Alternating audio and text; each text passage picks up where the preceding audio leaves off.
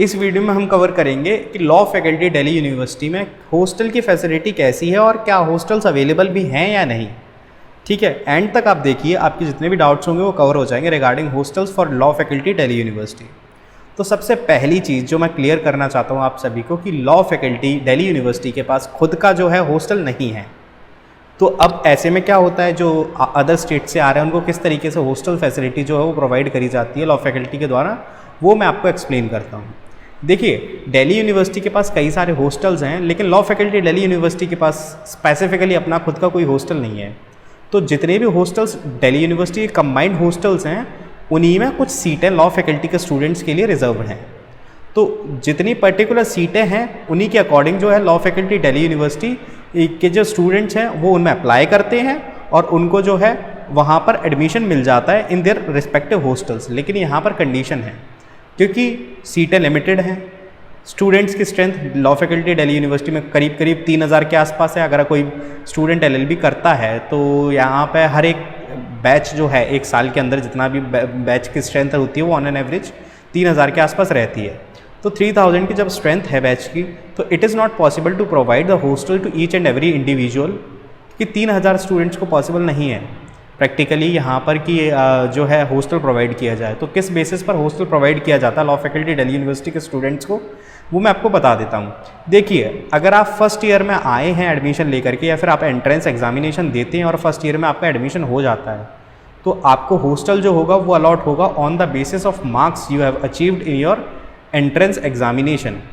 जैसे मान के चलिए कि अब अगर आप जनरल कैटेगरी से हैं और आपके बहुत अच्छे मार्क्स आए हैं, आप मान के चलिए टॉप 50 कैंडिडेट्स में हैं जनरल कैटेगरी से, तो आप एक्सपेक्ट कर सकते हैं कि आपको जो हॉस्टल है वो मिल जाएगा। साथ ही साथ अगर आप OBC, SC, ST, EWS या जिस भी कैटेगरी से हैं, अगर आप पर्टिकुलरली टॉप 50 स्टूडेंट्स में आते हैं तो आप एक्सपेक्ट कर सकते हैं कि आपको हॉस्टल जो है वो मिल जाएगा कहीं ना कहीं। ठीक है, लेकिन इसकी श्योरिटी नहीं है कि आपको हॉस्टल मिल ही जाएगा या नहीं। इसको लेकर के आपके जो रिस्पेक्टिव हॉस्टल आप जिसमें अभी अप्लाई करते हैं उसके अंदर कितनी सीट रिजर्व्ड हैं और आपसे पहले कितने मार्क्स वाले स्टूडेंट्स जो हैं उनको जो एडमिट कर लिया गया है वहाँ पर, ये सारी चीज़ें जो हैं वो अपने हिसाब से एनालाइज करके आपको बताते हैं कि आपका जो है आपको मिल जाएगा, हॉस्टल अलॉट हो जाएगा या नहीं हो जाएगा। तो आपको हर एक हॉस्टल्स में अप्लाई करना पड़ता है। जैसे आपका एडमिशन होगा उसी के तुरंत बाद हॉस्टल की सीट जो हैं वो हॉस्टल की जो वेबसाइट्स हैं वो एक्टिवेट हो जाती हैं फॉर टेकिंग द एडमिशन्स। तो आपको हॉस्टल्स के लिए अप्लाई करना पड़ेगा। आपके पास कितनी वेटेज है, आपके कितने अच्छे मार्क्स आए एंट्रेंस एग्जामिनेशन में, उसके बेसिस पर आपको हॉस्टल जो है वो अलॉट होता है। तो अगर आपकी रैंकिंग बहुत अच्छी आएगी, आपके मार्क्स बहुत अच्छे हैं, तो आपको हॉस्टल अलॉट हो जाएगा। अदरवाइज आपको हॉस्टल जो है वो यहाँ पर नहीं मिल पाएगा। ठीक है, तो एक तो ये पहला मेथड हो गया एंट्रेंस एग्जामिनेशन वाला। इसके अलावा फिर दूसरा मेथड जो है वो आपको फर्स्ट ईयर स्टूडेंट्स के लिए नहीं होता। फिर आप जब सेकेंड ईयर में आएंगे तब देखा जाएगा कि आपके पर्टिकुलरली एकेडमिक स्कोर कैसे रहे हैं, आपने फर्स्ट ईयर में कैसा परफॉर्म करा है।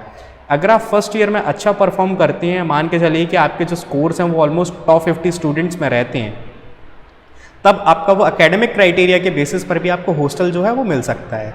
तो फिर यहाँ पर आपको दोबारा से अप्लाई करना पड़ेगा सेकेंड ईयर में हॉस्टल के लिए, और अगर आपका एकेडमिक स्कोर अच्छा होगा तो भी आपको जो हॉस्टल है वो अलॉट कर दिया जाएगा। तो ये दो तरीके से आपको हॉस्टल अलॉट होता है। यहाँ पर हॉस्टल की दिक्कत इस वजह से क्योंकि लॉ फैकल्टी दिल्ली यूनिवर्सिटी के पास खुद का हॉस्टल है नहीं। तो जब खुद का हॉस्टल नहीं है तो सारे स्टूडेंट्स को हॉस्टल फैसिलिटी तो प्रोवाइड नहीं कराई जा सकती। तो इस वजह से जो भी टॉप रैंकर्स होते हैं या जिनकी रैंक अच्छी आई होती है या फिर जिनका एकेडमिक स्कोर अच्छा होता है, जब वो सेकेंड थर्ड ईयर में पहुँच जाते हैं तब उनको हॉस्टल्स जो हैं वो अलॉट हो जाते हैं। तो अगर हम कंसाइज करें और सिर्फ 2 शब्दों में कहें तो अगर आपकी रैंक अच्छी है एंट्रेंस एग्जाम में तो आपको हॉस्टल मिलने की काफ़ी हाई पॉसिबिलिटी है, और अगर रैंक अच्छी नहीं है तो आप एकेडमिकली अच्छा परफॉर्म करिए पूरी 1 साल, और उसके बाद फिर एकेडमिक स्कोर के बेसिस पर आपको जो है हॉस्टल जो है वो मिल सकता है। तो this is the 2 way by which you can get the hostel.